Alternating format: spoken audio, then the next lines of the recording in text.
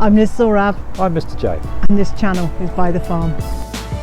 But on days like today, when the sun is coming out and we had a heavy frost overnight, all I can see is the beauty. The beauty in the shapes and the colours and the little ice crystals everywhere.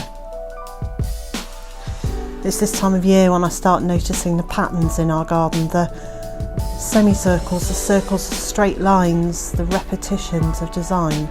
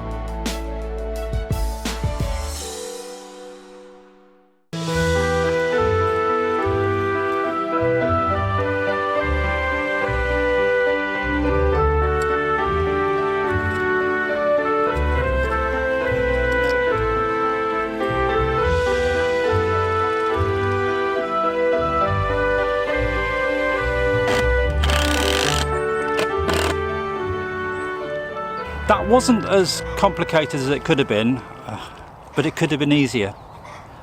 One section was in one way, the other section was in another, and some of the screw holes were a little bit obscured by earth. But as you can see, that particular raised bed has been reduced in size by about a third, and now looks quite reasonably neat actually. What we'll do, the earth that was in the section that we've just removed will get sifted through for weed roots and stinging nettle roots, which are the particular problem around there. Then that earth will get added back in to the raised bed, and I'm sure Liz will let you know what she's going to plant in it, because at the moment I don't think either of us have any idea. Hello, Boise. How are you doing? How are you doing, my lovely? Hello. How are you? Oh, you're such a good boy. Yes, you are. Oh, I know. What a good chap. He won't be very pleased with me now. He tolerates being picked up, but it's not his favourite thing.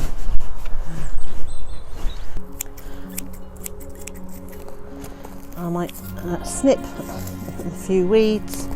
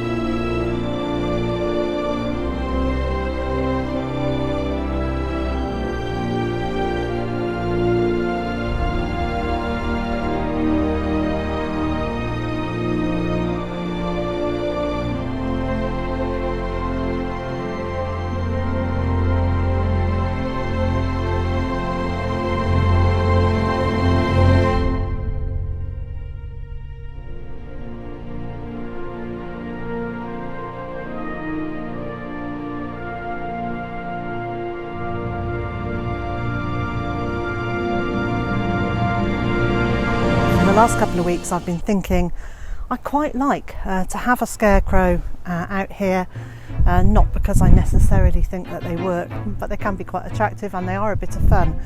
And the other thing I would like is to start some topiary. So that's the art of clipping a hedge or a plant into the shape of something, and I wondered if there was a way to combine the two, a scarecrow and some topiary. So that's what I'm going to try and do. Don't judge me on this.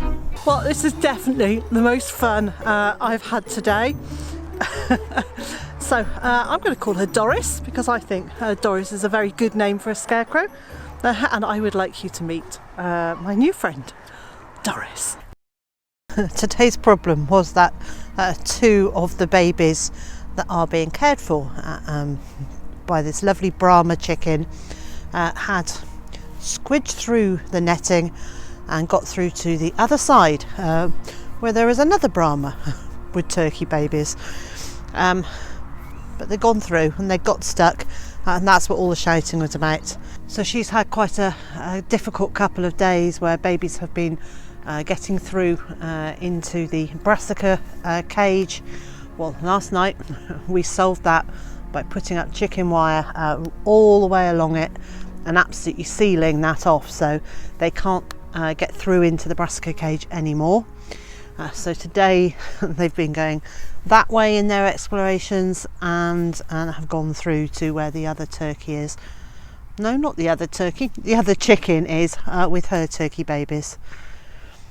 It's very stressful being a mother, isn't it, when your children keep running off? Yes. You're a very good girl. Yes, you are.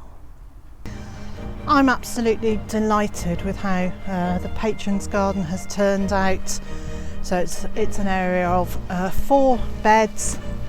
There's a hugelkultur bed there, and then raised beds all around me. It has just been such a pleasure to make it, and a pleasure to watch the amount of wildlife we've got coming to it. So all sorts of bees, hoverflies. It's absolutely wonderful, and the variety of plants that have grown. Many are annuals like this cosmos, and what else have we got in here?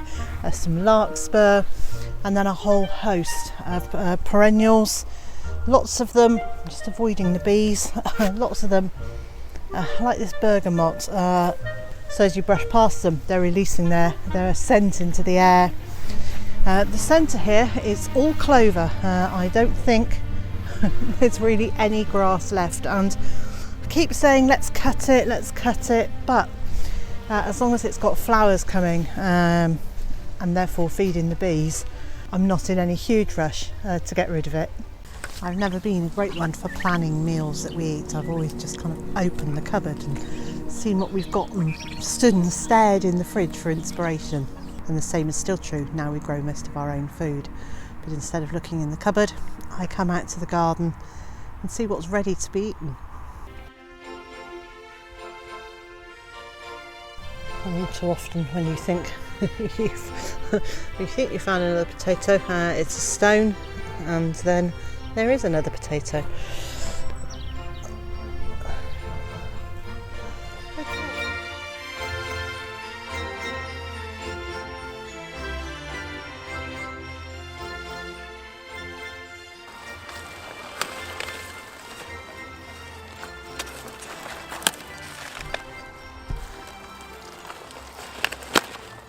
For anybody new to our garden, we have 22 raised beds here.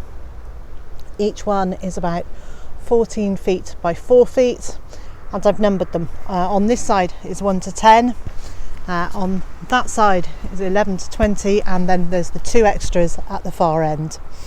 This bed has probably been one of my favourites this year. It's got yacon in it. I've never grown yacon before. It's had squashes, it's had courgettes. Now this is the one that I definitely overplanted. I put way too many plants in it and they've really struggled. The courgettes are pretty much at an end now. We've got a lot of powdery mildew. Their leaves are drying out, so I need to get those out. These are borlotti beans. Now I didn't know whether they were dwarf or climbing beans because I didn't label the envelope, so I just labelled it borlotti beans, which wasn't very helpful. This year when I collect the seeds I will label them. You'd like to go back into the field, wouldn't you, U5? And I'm in your way. I'll move out of your way in a moment.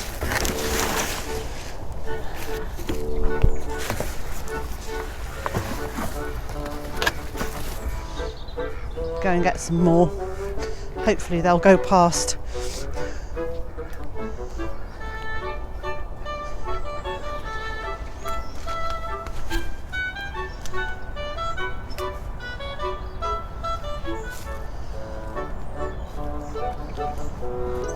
Well, really, you lot, you're making such a fuss. Come on, you go on round.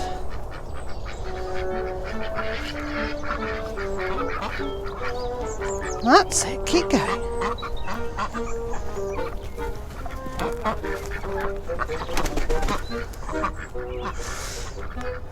In last week's video, we spotted a hedgehog, a very small one, and lots of people advised us that it was probably too small to get through the winter.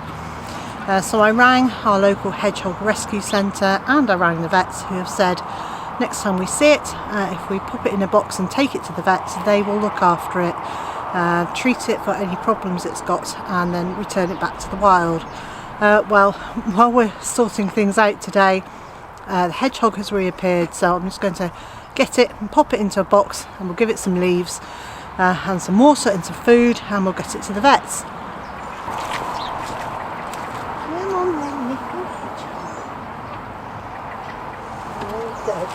hedgehog. So it's now curling up into a ball. You can see how it's curling itself up. Let's pop it in the box. It's in the box. We're going to go and get those leaves right now. And that's one of the joys of gardening, is that next year you get to try again. And if you don't try new foods, you'll never know whether you like them or not. And it could be that you discover something that you really like and would have missed out on if you hadn't given it a go. Are still really tiny, so we're having these as baby carrots, and I do mean really tiny. But a few of these added to a meal soon make a difference, and it's really nice to have a very fresh carrot taste. So it looks to me like I've got an afternoon in the kitchen. I hope you'll join me again next time.